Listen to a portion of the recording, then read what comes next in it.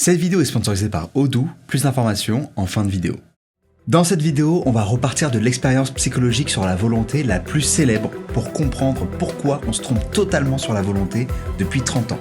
On verra ensuite que contrairement aux idées reçues, la fatigue mentale n'est pas une histoire de sucre et je vous présenterai la zone exacte de votre cerveau qui permet d'augmenter sa volonté. C'est parti. On est déjà fin janvier et statistiquement, il y a de bonnes chances qu'une partie d'entre vous ait déjà arrêté les bonnes résolutions. Perso, je suis toujours en train de continuer.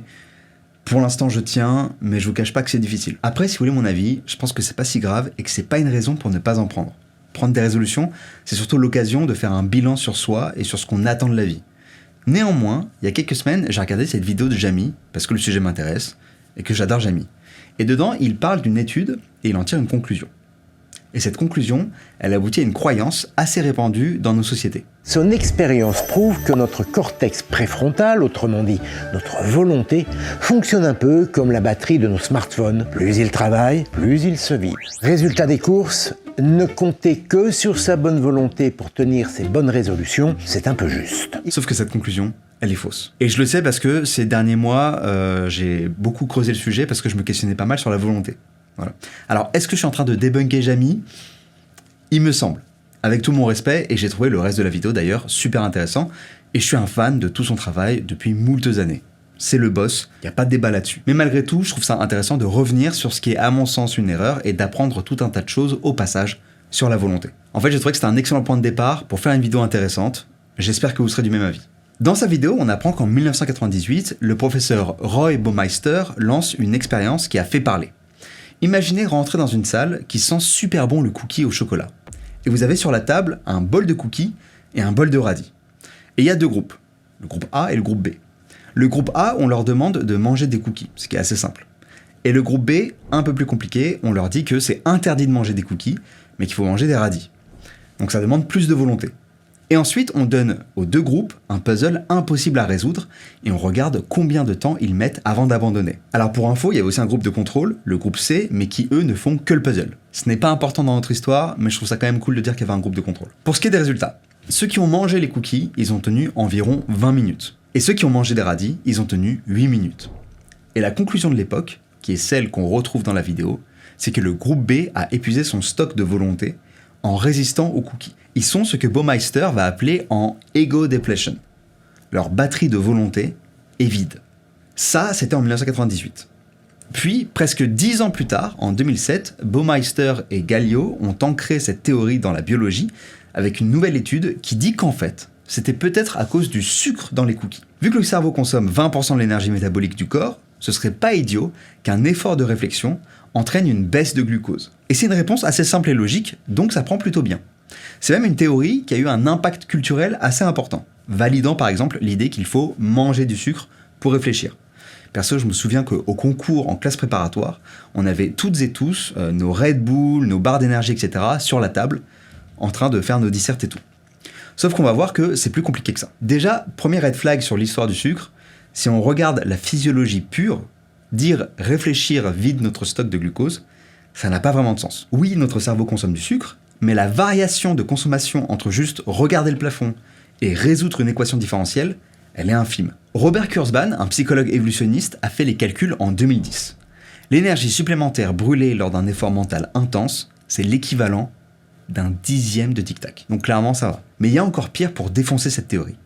Molden et ses collègues en 2012 se sont dit « Ok, alors, si c'est le sucre qui redonne de la volonté, il faut qu'il soit digéré et qu'il arrive dans le sang. Non ? Si c'est pas le cas. » Et donc là, ils ont pris des gens épuisés mentalement, après un test chiant, et ils ont fait deux groupes. Groupe 1, ils boivent une boisson sucrée. Groupe 2, ils prennent la boisson sucrée, ils se rincent la bouche avec, et ils recrachent. Zéro ingestion. Résultat, la volonté revient chez les deux groupes. Juste le goût du sucre sur la langue suffit à activer les zones de la récompense et à dire à notre cerveau « c'est bon, il y a des ressources dans le coin, tu peux arrêter d'être radin sur l'effort ». Donc le problème n'est pas qu'on manque d'énergie. Le problème, c'est que notre cerveau a peur d'en manquer. Et petit détail d'ailleurs, ils ont comparé le rinçage avec du glucose versus le rinçage avec des édulcorants artificiels, et seul le vrai sucre, même non avalé, active les capteurs de la langue reliés au circuit de la récompense. Voilà. Je trouve ça insolite. Bon à savoir. En tout cas, tout ça, ça sent mauvais pour les conclusions de Baumeister. Parce que là, on a juste cassé l'explication du sucre. Mais l'effet de base, le fait que la volonté s'épuise comme une batterie, ça reste vrai normalement, non? Les radis et tout. En fait, pas du tout. On est en 2016 et notre problème s'inscrit en plein dans ce qu'on va appeler la crise de la réplicabilité. Il y a une équipe massive, Hager et ses collègues, qui décide de refaire l'expérience de l'ego depletion avec 23 laboratoires à travers le monde et plus de 2000 participants et participantes. Un truc énorme. Le but, c'est de confirmer une bonne fois pour toutes que la volonté est une ressource limitée. Et le résultat ? Zéro. Nada. Quand on applique des protocoles stricts, l'effet disparaît. Statistiquement, il n'y a pas de preuve solide que la volonté s'épuise biologiquement après un effort. Et ouais. Alors on en est où ? Le sucre c'est non, la batterie qui se vide statistiquement c'est non, mais pourtant on a tous déjà ressenti cette envie irrépressible de tout lâcher, notamment après beaucoup d'efforts de volonté. Si physiologiquement mon cerveau a encore de l'énergie, pourquoi est-ce qu'il me crie d'arrêter ? C'est là qu'il faut introduire une étude pivot publiée en 2010 par Veronica Job, Carol Dweck et Gregory Walton dans la revue Psychological Science. Carol Dweck, c'est une star de la psychosociale, elle est connue pour le growth mindset. C'est une théorie selon laquelle nos capacités ne sont pas des traits fixes, mais des qualités plastiques qu'on peut développer par l'effort. Dans cette logique, son équipe a émis une hypothèse qui change tout. Et si l'épuisement de la volonté dépendait de ce que vous croyez ? Dans cette étude, ils ont séparé les participants et participantes en deux groupes selon leurs croyances métacognitives. Il y a ceux qui pensent que la volonté est une ressource limitée, c'est le modèle de la batterie, l'effort vide le stock. Et il y a ceux qui pensent que la volonté est une ressource non limitée. Pour tester ça, les personnes participantes ont été soumises à une double épreuve. D'abord, une tâche d'épuisement, rayer des lettres spécifiques dans un texte, mais avec des règles qui changent tout le temps pour forcer une concentration maximale. Et ensuite, le vrai test pour mesurer ce qu'il leur restait dans le moteur, le fameux test de Stroop. Alors c'est un test que vous connaissez peut-être si vous avez fait des petits jeux pour le cerveau et tout, mais c'est quand on doit dire la couleur de l'encre d'un mot alors que le mot écrit désigne une autre couleur. Par exemple, le mot rouge écrit en bleu, il faut dire bleu alors qu'on voit rouge, donc c'est un peu difficile. Voilà. Donc ils font cette étude et les résultats sont dingues. L'effet d'ego depletion, donc cette chute de performance après un effort, n'apparaît seulement que dans le premier groupe. Je ne sais pas si c'était très français, mais vous m'avez compris. C'est-à-dire que sur le test de Stroop, le groupe batterie limitée a fait beaucoup plus d'erreurs et a mis beaucoup plus de temps à réagir. Leur cerveau n'arrivait plus à filtrer les pièges. Et à l'inverse, ceux qui ont la vision non limitée n'ont montré aucune baisse de performance. C'est même mieux, dans certains cas, ils subissent un effet de facilitation. C'est-à-dire que l'effort initial les a échauffés et donc ils deviennent plus précis. Pour celles et ceux pour qui ça ne suffit pas, il y a une deuxième étude distincte qui a été menée en 2017 par Job et Savani qui enfonce le clou en changeant de culture. Ils ont comparé plus de 800 participants et participantes entre les États-Unis et l'Inde et les résultats sont flagrants, quoi. C'est-à-dire que les Américains croient que l'effort fatigue et donc ils performent moins bien après un effort, mais les Indiens, eux, voient souvent l'effort mental comme quelque chose qui énergise, dans le sens où c'est un peu comme un échauffement. Plus ils exercent leur volonté et plus ils ont l'impression d'en avoir. Et évidemment, ça se vérifie dans l'étude. Après un effort intense, ils deviennent meilleurs sur la tâche suivante. Ils subissent carrément un ego depletion inversé. Ce que ces deux études prouvent, c'est que l'ego depletion est en grande partie une prophétie auto-réalisatrice. Alors, petite précision importante. Faut pas imaginer que c'est la guerre entre Baumeister, donc la team batterie, et Dweck, la team croyance. C'est un vrai dialogue scientifique. Baumeister, il a pris ses résultats très au sérieux et il a contre-attaqué par la suite avec de nouvelles expériences sur l'épuisement sévère en 2012.